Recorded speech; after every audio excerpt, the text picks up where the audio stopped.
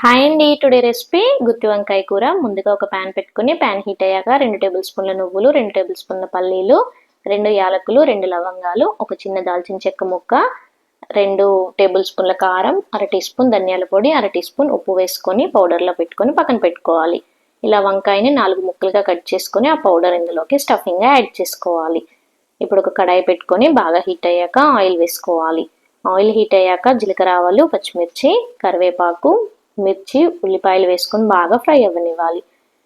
కొంచెం పసుపు, అల్లం వెల్లుల్లి పేస్ట్ వేసుకొని ఫ్రై చేసుకోవాలి. ఇప్పుడు ముందుగా మనం ప్రిపేర్ చేసుకొని పెట్టుకున్న వంకాయ ముక్కలు ఇందులోకి యాడ్ చేసుకొని బాగా ఫ్రై అవ్వనివ్వాలి ఆయిల్లో. ఇప్పుడు మనం ప్రిపేర్ చేసుకున్న పౌడర్ ఇందులోకి యాడ్ చేసుకొని కొంచెం చింతపండు రసం యాడ్ చేసుకోవాలి. వంకాయలకి బాగా పట్టేట్టు మిక్స్ చేసుకొని 2 కప్పుల వాటర్ యాడ్ చేసుకొని బాగా ఒకసారి కలుపుకోవాలి. ఎంతో టేస్టీ అయిన గుత్తి వంకాయ కర్రీ రెడీ. మీకు నా వీడియో నచ్చినట్టయితే సబ్స్క్రైబ్ చేసుకోండి.